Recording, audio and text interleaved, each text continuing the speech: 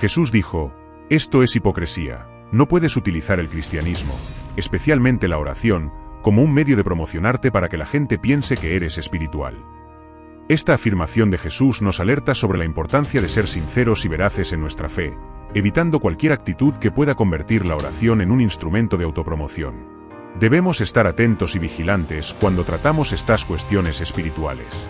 ¿Cuál es la verdadera motivación de nuestras oraciones? ¿Buscamos realmente a Dios o solo intentamos mostrar a los demás una falsa espiritualidad? La oración es uno de los pilares fundamentales de la vida cristiana.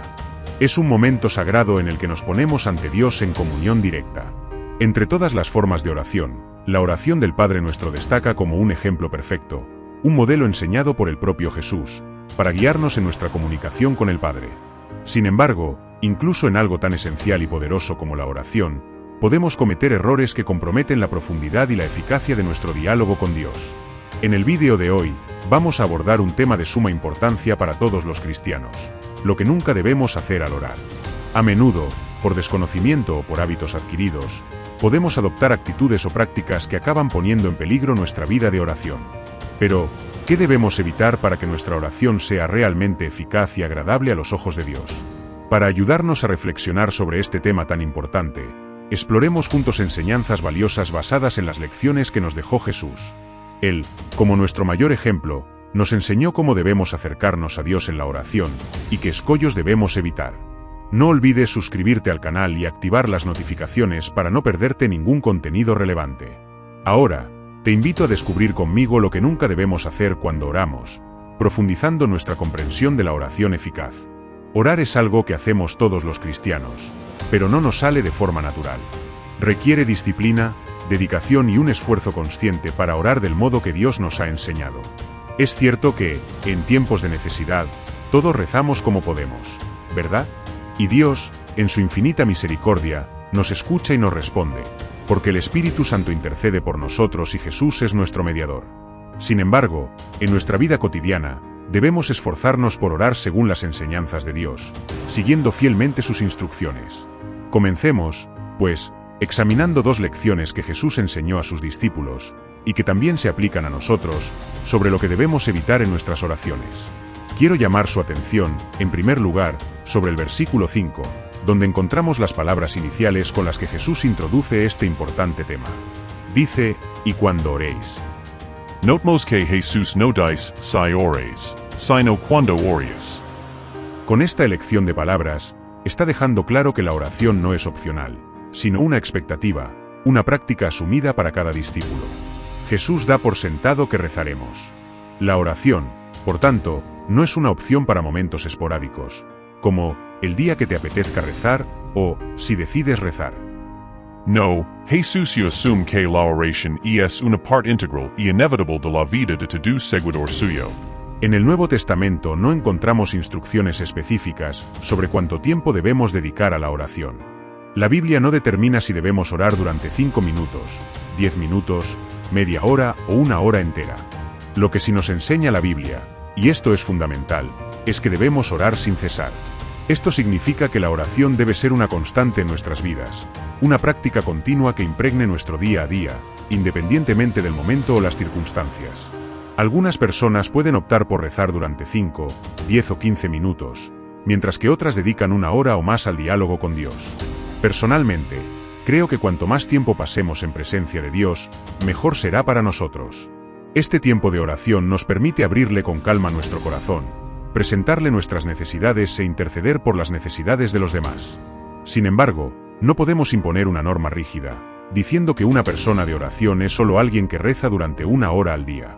Eso sería ir más allá de lo que enseña la Biblia. Lo que la palabra de Dios nos instruye en realidad es que debemos estar en oración constante, en actitud de oración donde quiera que estemos, en el coche, en casa, en la cocina, en la universidad, en la escuela, en el trabajo. La idea es que debemos estar siempre abiertos a la comunión con Dios, con nuestro espíritu sintonizado con Él durante todo el día. En los momentos cotidianos, podemos elevar pequeñas oraciones, como: «Señor, esa persona acaba de cortarme el paso en el tráfico, casi provocando un accidente. Rezo por su vida», en lugar de reaccionar con enfado o maldecirla. De este modo, podemos mantener un espíritu de oración continua. Imagina que estás en la cocina preparando la comida y de repente piensas en alguien necesitado. Puedes rezar: Señor, sé que hay hermanos y hermanas en la iglesia que pasan apuros, que no tienen nada que poner en la mesa. Aquí estoy yo, con esta abundancia. Quiero rezar por ellos ahora, Señor. Y ya que has tocado mi corazón, también quiero actuar llevando algo para ellos o haciendo una contribución. Vivir en oración continua significa estar siempre en sintonía con Dios, en comunión con Él, permitiéndole formar parte de cada momento de nuestro día. La Biblia enseña que debemos orar sin cesar, y esto puede hacerse de diferentes maneras a lo largo del día. Tal vez quiera reservar momentos específicos para estar a solas con Dios, o tal vez quiera orar con su cónyuge, su familia, sus amigos o en la iglesia. Cuando hacemos esto, disfrutamos de varias ventajas. Podemos concentrarnos mejor, podemos leer la Biblia que nos guía nuestras oraciones, y al rezar juntos con nuestros hermanos y hermanas, ampliamos nuestra visión y comprensión de las cosas por las que debemos interceder. Por eso, en la iglesia organizamos reuniones de oración y animamos a los creyentes a reunirse. Estas oportunidades de confraternizar y orar juntos fortalecen nuestra fe y nos ayudan a mantener viva y constante la práctica de la oración en nuestras vidas. Estos movimientos, como las reuniones de oración de la iglesia y los esfuerzos dedicados a la oración colectiva, existen para ayudarnos en una práctica que es fundamental para la vida cristiana: la oración constante. Es nuestro deber mantener una actitud de oración continua, estar en constante comunión con Dios. Precisamente por eso Jesús, al enseñar sobre la oración, dice: cuando oréis. Y no, si oráis. Esta distinción es crucial, porque Jesús ya espera que la oración forme parte de la rutina diaria de sus seguidores. Ahora, centrémonos en dos cosas importantes que hay que evitar al rezar. La primera es no ser como los hipócritas.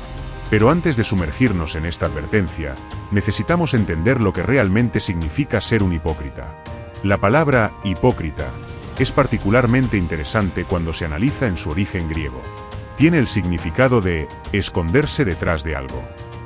En su contexto original, este término se utilizó por primera vez para describir a los actores del teatro antiguo.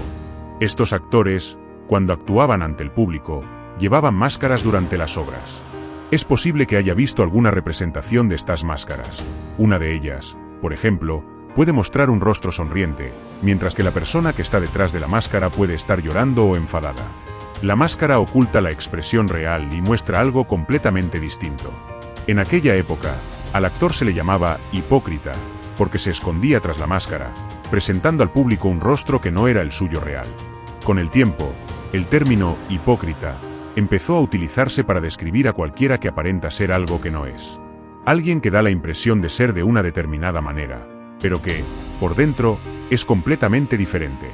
El término ya era ampliamente conocido y utilizado en la época de Jesús, y este lo empleaba para criticar a quienes abusaban de la oración.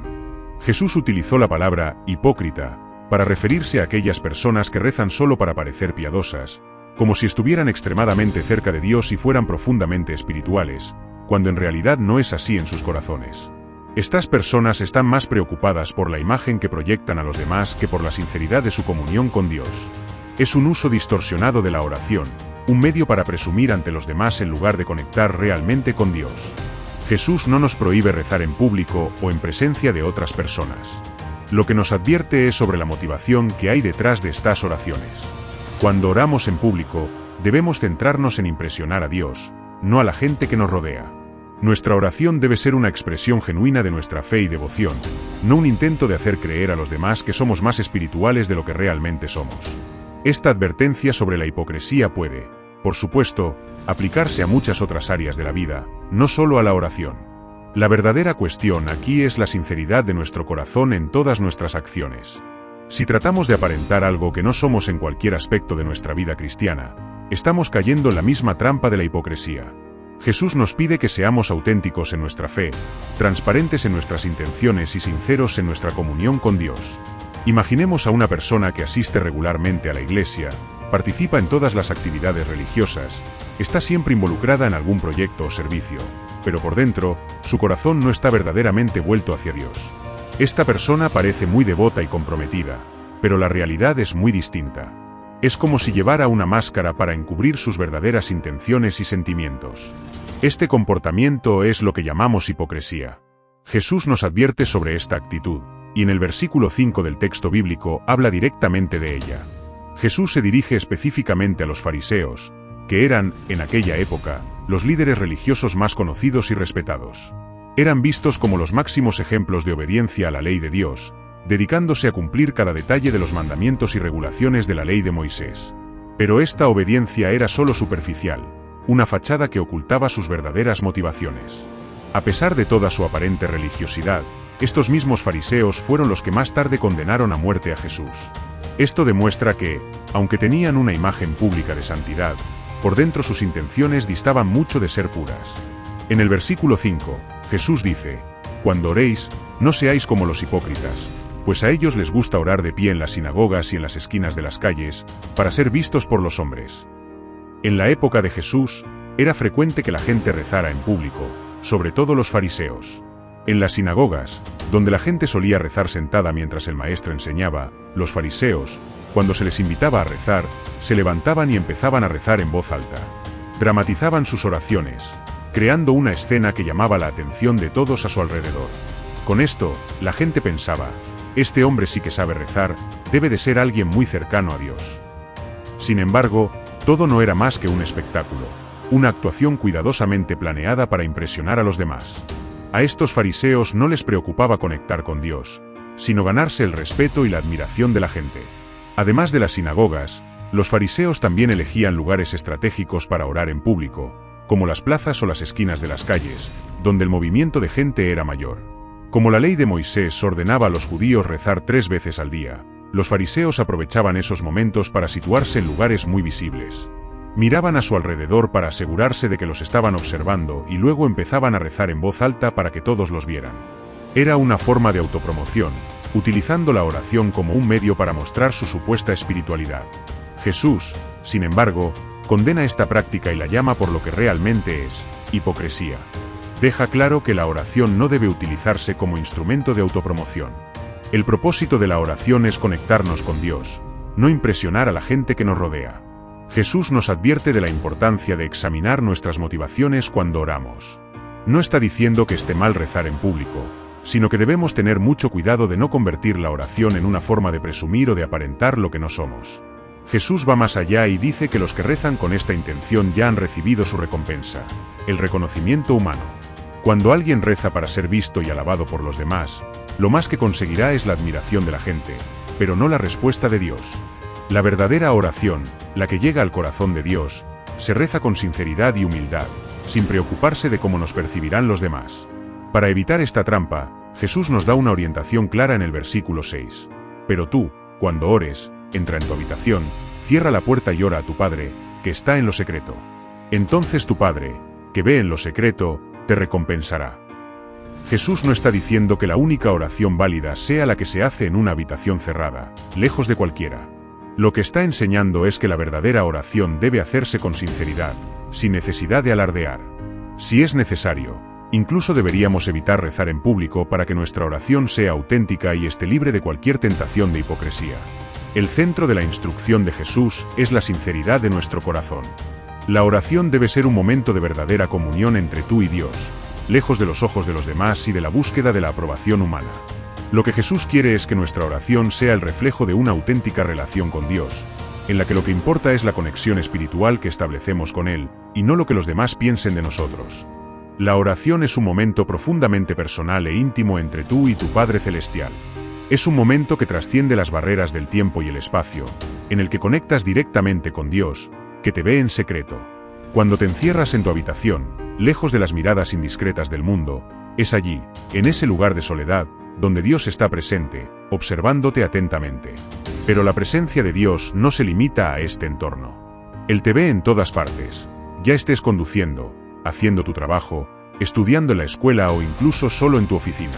No importa dónde estés, Dios está siempre contigo, y es Él quien debes dirigir tus oraciones. Esta conciencia de la presencia constante de Dios debe modelar nuestra manera de acercarnos a Él en la oración. Debemos tomar siempre muy en serio las palabras de Jesús y entenderlas en el contexto en que fueron pronunciadas. Como ya he dicho, es esencial entender qué es exactamente lo que Jesús está prohibiendo y lo que nos está enseñando. Jesús no está desaconsejando la oración pública o la práctica de la oración en grupo, sino que está condenando la hipocresía y la ostentación. Nos previene contra el deseo de impresionar a los demás con nuestras oraciones, animándonos en cambio a buscar una relación íntima y sincera con Dios. La verdadera recompensa que debemos buscar no es el reconocimiento humano, sino la aprobación y la respuesta de Dios, que conoce los secretos de nuestros corazones. Jesús también nos previene contra otra práctica común, la vana repetición en la oración. Después de poner a los fariseos como ejemplo de lo que no se debe ser, se dirige ahora a los paganos, mostrando cómo sus prácticas de oración son igualmente erróneas. Los paganos, aunque religiosos a su manera, no basaban su fe en la revelación del Dios verdadero, sino en creaciones de su propia imaginación. Adoraban a dioses que no eran reales, y todo su sistema religioso estaba construido en torno a estas invenciones humanas. Los paganos creían que mediante la repetición incesante de ciertas frases o palabras podían influir en sus deidades. Esta práctica de repetir mantras u oraciones mecánicas se consideraba una forma de obtener el favor divino, como si las propias palabras tuvieran algún poder mágico. Jesús, sin embargo, deja claro que este tipo de repetición vana no tiene ningún valor a los ojos de Dios. Para ilustrar esta diferencia entre la verdadera oración y la práctica pagana, podemos recordar el episodio del Antiguo Testamento en el que el profeta Elías desafió a los profetas de Baal. Este acontecimiento es un poderoso ejemplo del contraste que plantea Jesús. En aquella ocasión, Elías propuso una prueba para determinar quién era el verdadero Dios. Él preparó un altar para el Señor, mientras que los profetas de Baal hicieron lo mismo para su Dios. Los profetas de Baal se pasaron todo el día clamando a Baal, repitiendo una y otra vez: «Respóndenos, Baal». Respondinos, Baal. Bailaban alrededor del altar, cortándose con cuchillos, intentando desesperadamente llamar la atención de su Dios. Elías sugirió irónicamente que tal vez Baal estaba ocupado o se había marchado, animándoles a gritar aún más fuerte. Pero a pesar de todos sus esfuerzos, Baal no respondió. Cuando le llegó el turno a Elías, se limitó a rezar una vez, pidiendo a Dios que respondiera para que todos supieran que él era el Dios verdadero. E inmediatamente, bajó fuego del cielo, consumiendo el altar y demostrando el poder del Dios de Israel. Este es el contraste que hace Jesús en su instrucción sobre la oración. Nos enseña que no necesitamos muchas palabras para que Dios nos escuche. Lo que importa es la sinceridad de nuestro corazón y nuestra fe en el poder y la bondad de Dios. Los paganos actuaban así porque no conocían al Dios verdadero. Creían que tenían que convencer a sus deidades con oraciones largas y repetitivas, pero Jesús nos enseña que Dios ya sabe lo que necesitamos antes incluso de que se lo pidamos.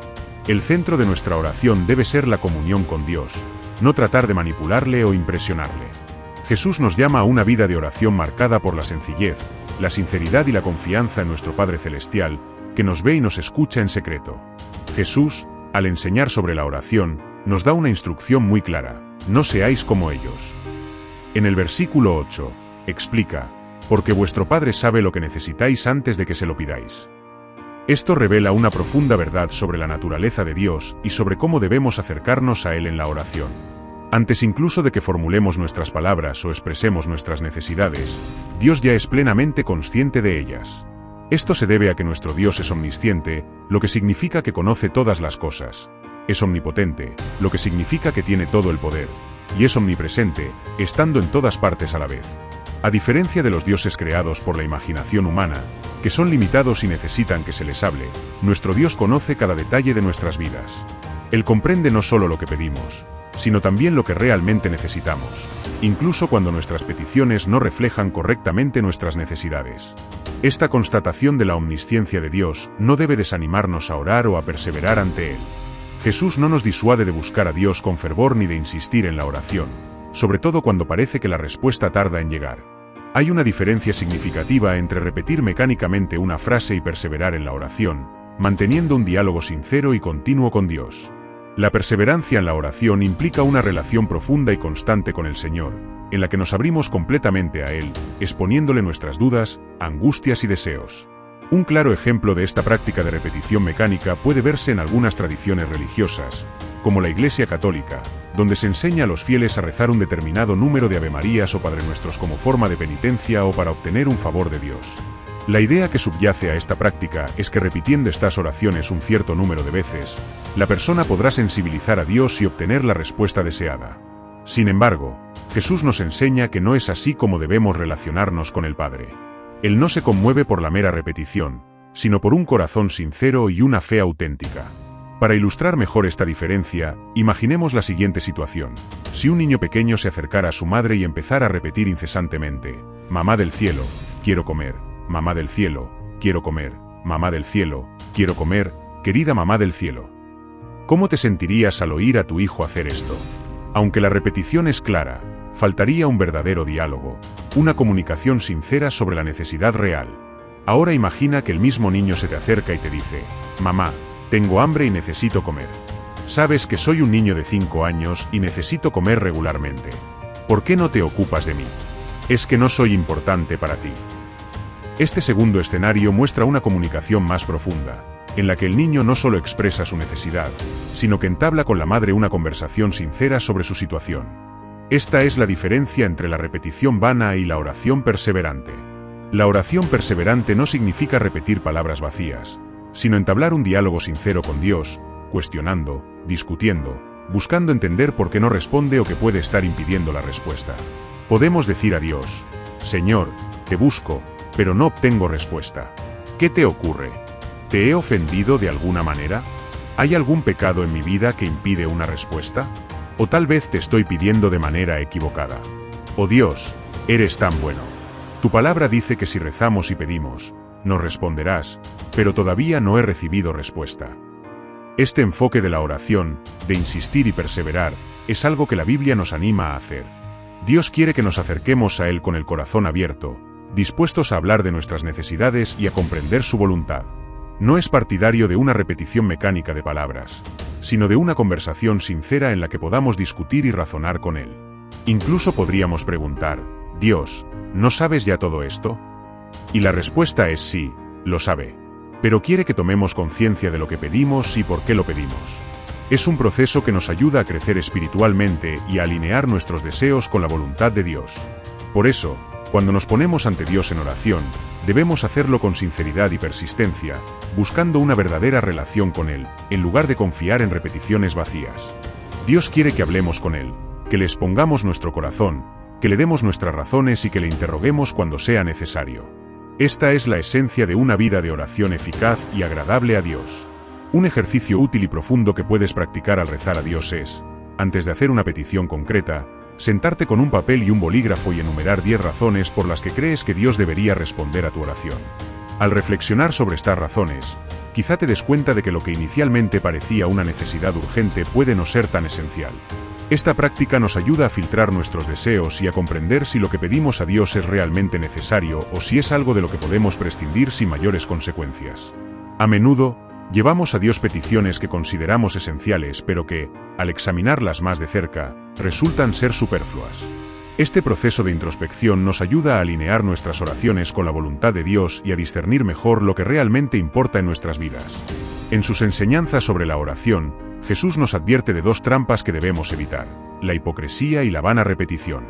La primera, la hipocresía, consiste en utilizar la oración como una máscara, una forma de aparentar algo que en realidad no somos. Jesús condena esta actitud, porque la oración debe ser un momento de auténtica comunicación con Dios, no una actuación para impresionar a los demás o a nosotros mismos.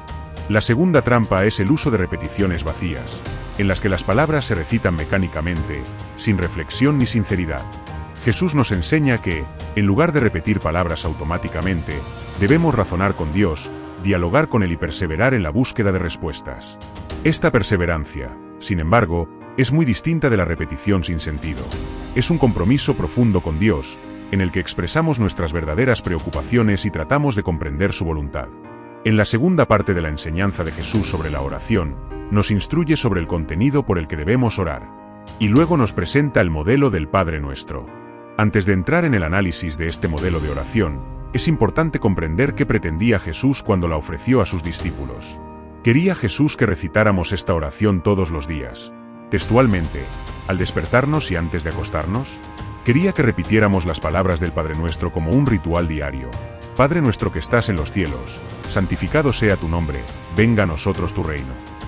¿O nos ofrecía un modelo, un esqueleto sobre el que construir nuestras oraciones?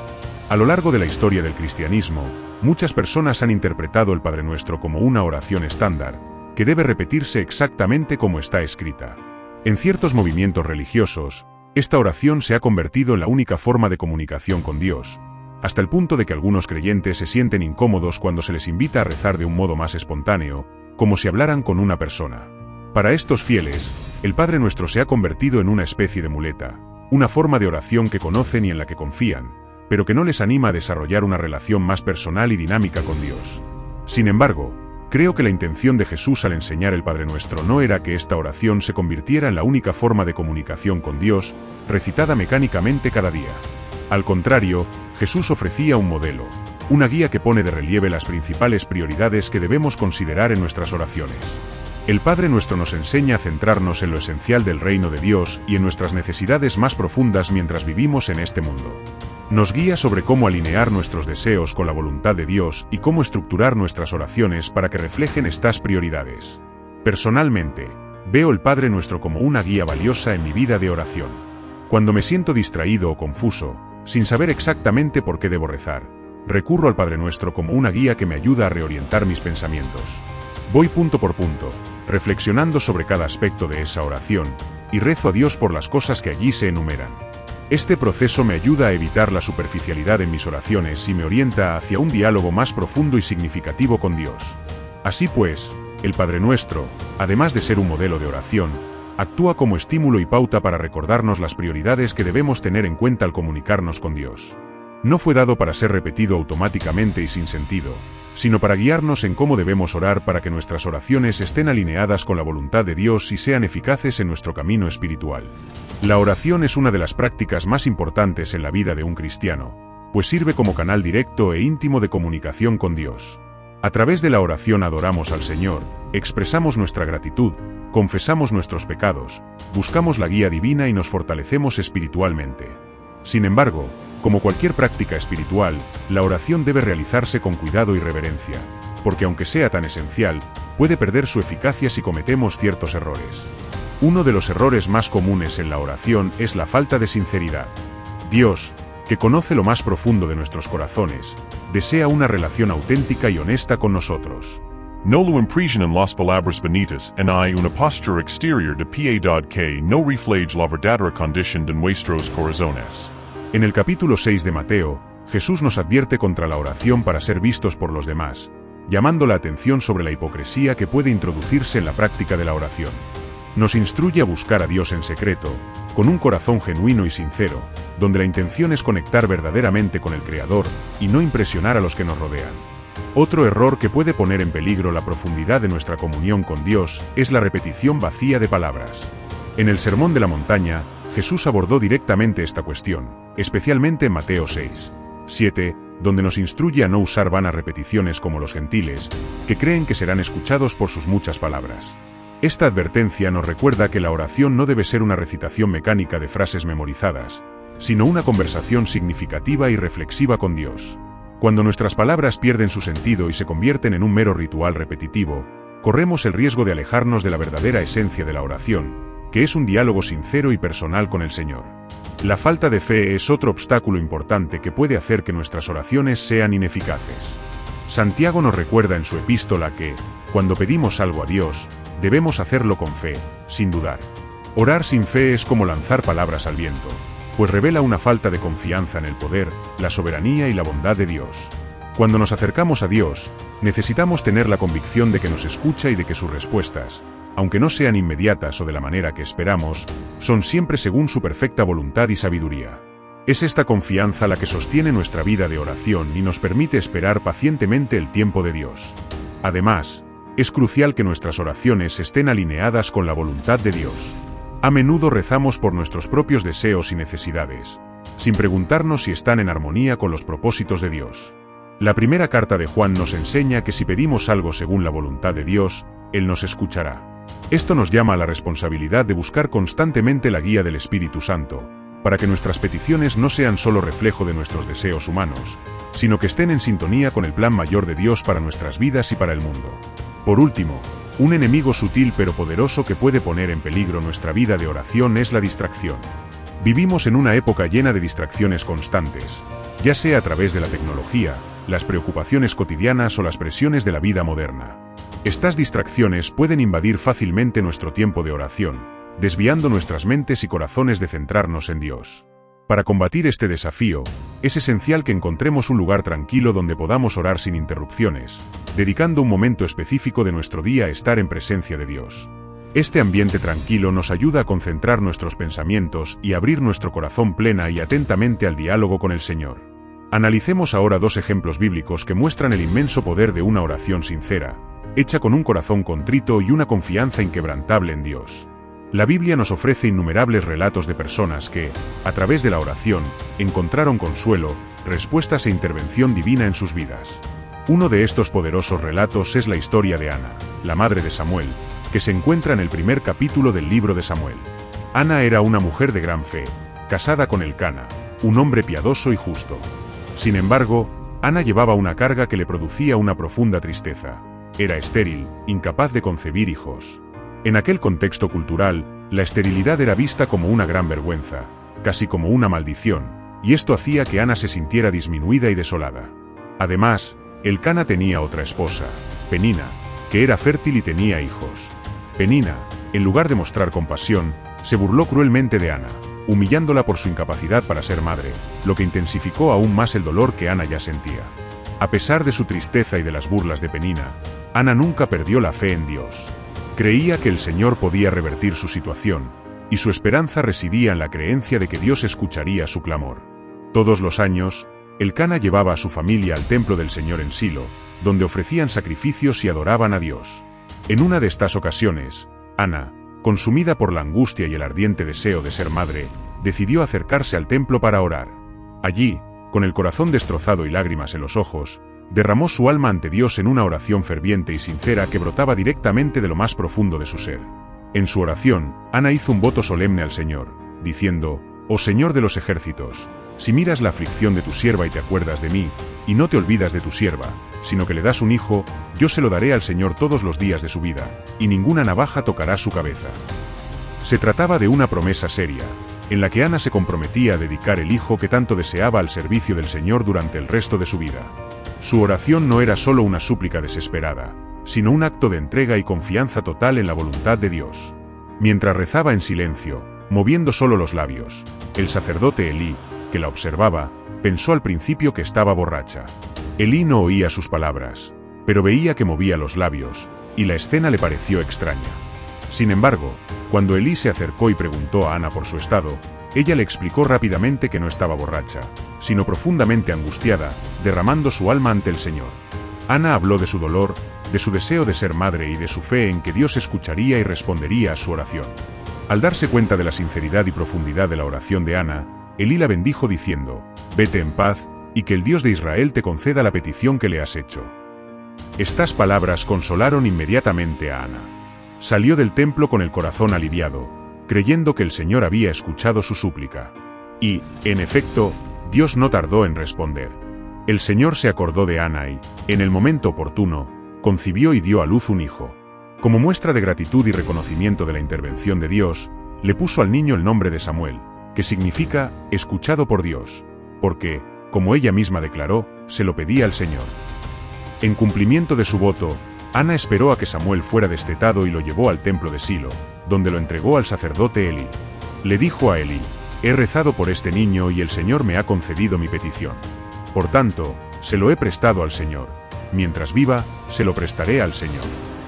Así que Samuel fue consagrado al servicio de Dios, y creció en el templo, sirviendo al Señor bajo la guía de Elí. Samuel no solo fue el hijo amado y deseado de Ana, sino que también se convirtió en uno de los mayores profetas de Israel, un líder espiritual que guió al pueblo de Dios en tiempos de gran necesidad. La historia de Ana y Samuel es un poderoso testimonio de cómo la oración ferviente, hecha con sinceridad y confianza en Dios, no solo puede transformar la vida de una persona, sino también tener un impacto duradero en la historia del pueblo de Dios. La historia de Ana es un poderoso testimonio de la eficacia de la oración sincera, rezada con profunda fe y humildad. Ana, una mujer de gran devoción y fervor, no solo clamó a Dios con intensidad, sino que también ofreció un voto significativo, demostrando su compromiso y dedicación. La oración de Ana fue tan ferviente y genuina que Dios no solo respondió a su súplica concediéndole un hijo, sino que también permitió que el niño Samuel se convirtiera en un líder espiritual vital para la nación de Israel. La historia de Ana es un poderoso recordatorio de que Dios no solo escucha las oraciones de su pueblo, sino que también responde de maneras que a menudo superan nuestra capacidad de imaginación y comprensión.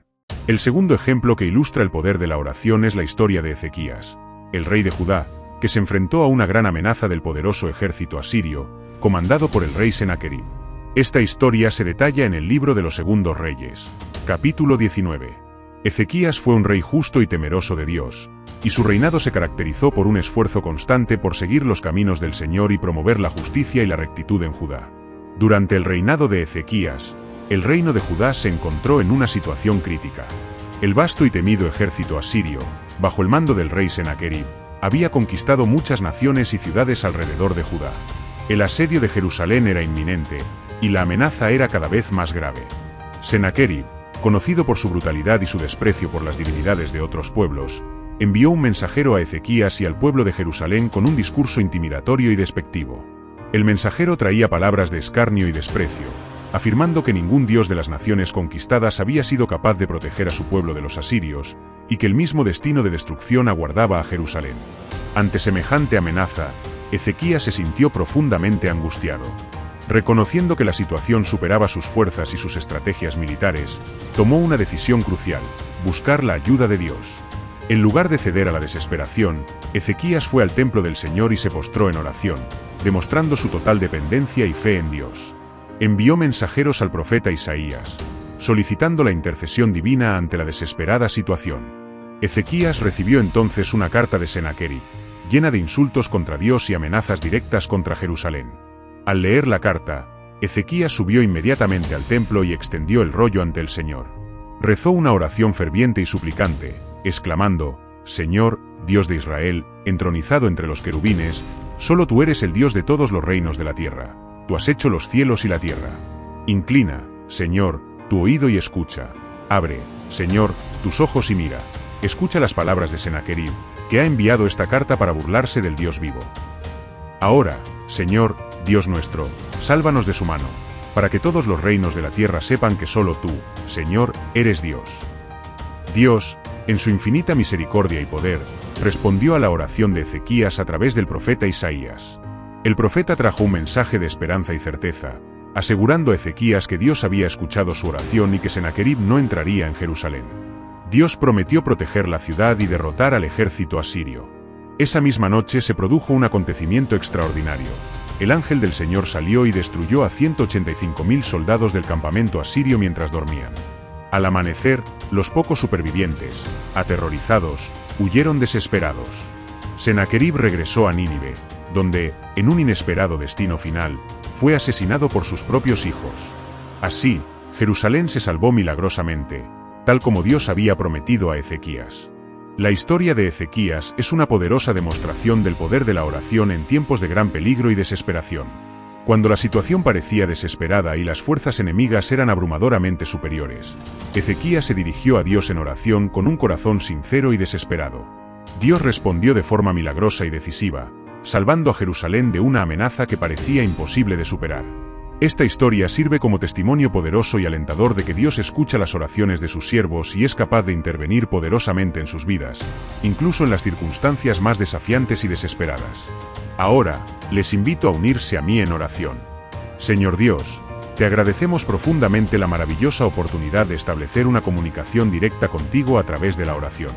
Es un don inestimable, un canal sagrado que nos permite no solo expresar nuestras necesidades y nuestra gratitud, sino también buscar tu presencia y tu guía de un modo personal e íntimo. Te pedimos que nos ayudes a orar con sinceridad y pureza de corazón. Que nuestras oraciones no sean meras palabras vacías o formas de obtener el reconocimiento de los hombres, sino una verdadera búsqueda de agradarte y estar en tu gloriosa presencia. Líbranos, Señor, de la hipocresía que puede introducirse en nuestros corazones y hacernos rezar con intenciones equivocadas. Aparta de nosotros las repeticiones vacías y sin sentido que solo distorsionan la esencia de nuestra comunicación contigo. Concédenos, en cambio, un corazón humilde y una fe inquebrantable, para que podamos confiar plenamente en ti y en tu soberana voluntad. Enséñanos a orar según tus divinos propósitos, buscando siempre tu guía en todos los aspectos de nuestra vida. Que cultivemos una relación de comunión constante contigo, Señor, en cada momento de nuestro día. Ayúdanos a recordar que tú estás siempre con nosotros, escuchando nuestras oraciones, guiando nuestros pasos y ofreciéndonos la sabiduría que necesitamos para afrontar los desafíos de la vida. Que nuestra fe en ti sea fuente de fortaleza y paz, y que reflejemos tu luz y amor en nuestras acciones y pensamientos. Te lo pedimos en el nombre de Jesús, nuestro Salvador e intercesor. Amen.